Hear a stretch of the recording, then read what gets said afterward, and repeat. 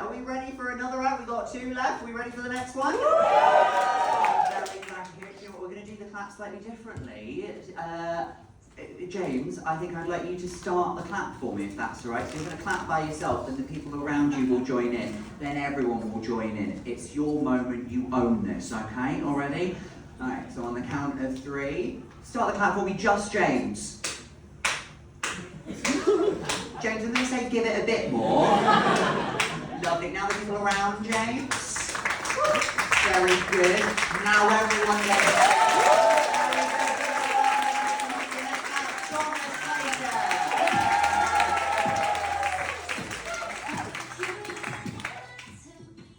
Good evening, Edinburgh. I just wanted to start by acknowledging and thanking all of the incredible straight people here tonight. You guys really inspire me. And I just wanted you to know that I know that these days it can sometimes feel like stand-up comedy isn't a safe space for you anymore. But I just wanted you to know that I do identify as a straight ally. I think I've always been a straight ally. Like growing up, I had a lot of incredible straight family members. I had this really openly straight uncle, a strunkle, if you will.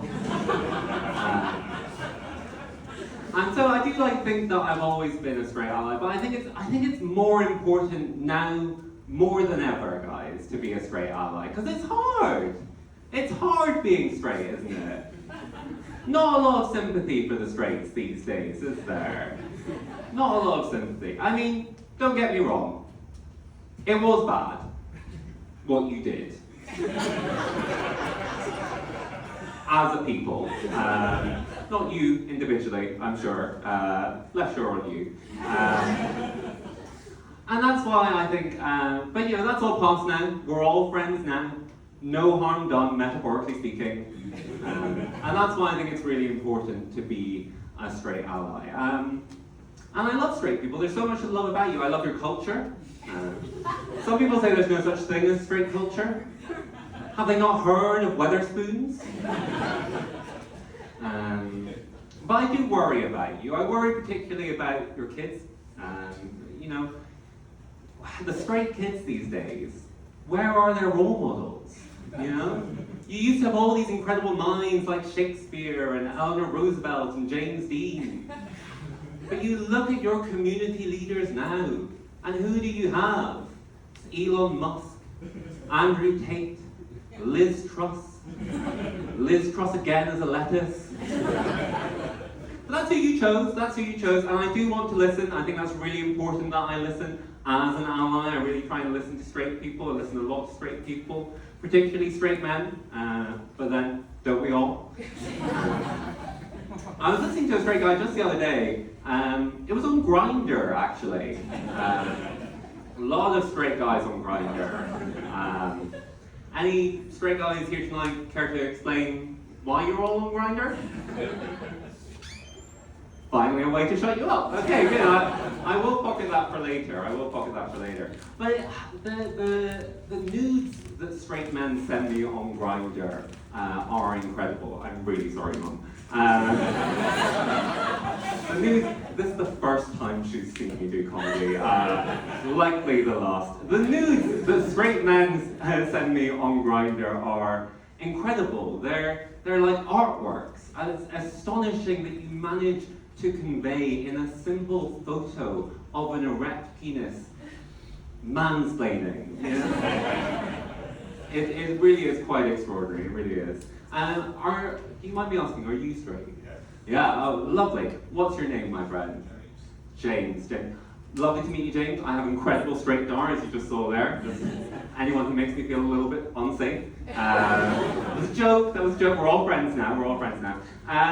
So James, would you mind talking the room through your process of taking a nude photo? Actually, I don't care. I know it's going to be horrible, whatever it is.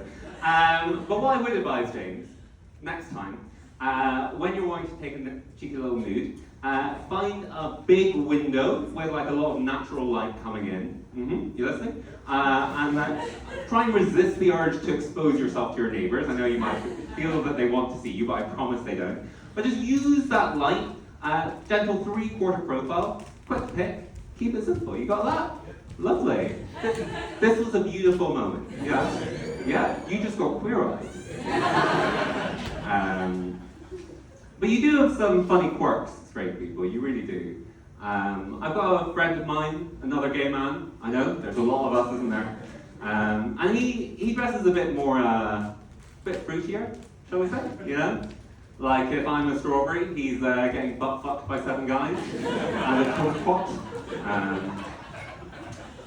But he had a 5-day stretch recently where every single day someone stopped in the street and screamed homophobic abuse at him. 5 days in a row. And I know you think that's terrible. You know, you're a nice Edinburgh Fringe audience, you think that's terrible, but I know you'll keep on thinking that's terrible as you watch it happen and do nothing. I know, I've seen it. Faggot. Faggot!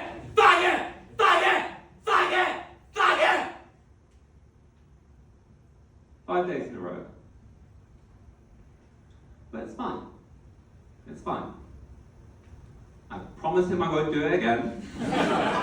We're all friends again now. I know it was naughty of me, but you guys just make it look so much fun. While I'm in the confessional mood though, straight people, I do have something else to tell you. I have to admit something to you. I went recently to an anti-straight protest. Well, of course, we didn't call it that. We said it was all about like a drag queen being able to read a storybook to some kids. But we all know what it was really about. Straight genocide, say it with me.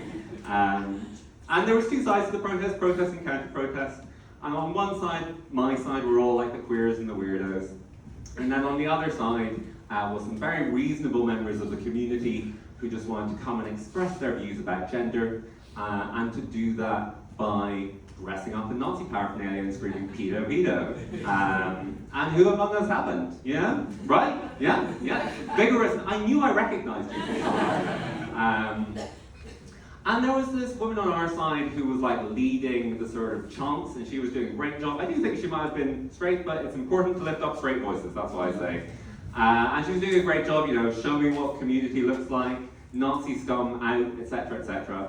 But then she started picking on this one guy in our opposition, and she started really going for him. And he was like, you know, 5'11", blonde, great cheekbones. I'm not fetishizing Nazi guys, that's just, you know, me reporting the facts to you. 5'11", blonde, amazing ass, not that matters. And she started really picking on him. She started going like, "You're probably gay! Mate, you're probably gay! You'd fit right into heaven, mate!"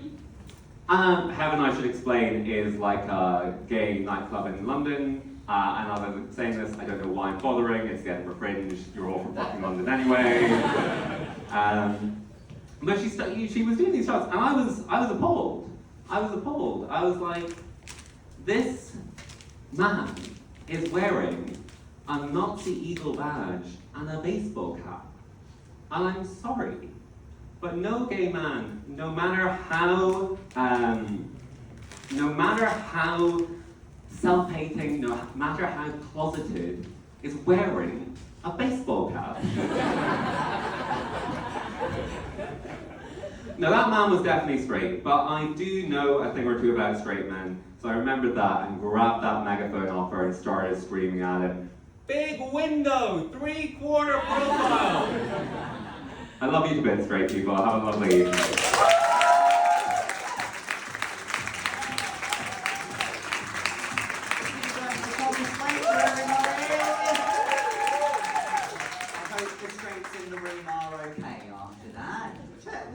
Thomas's mum?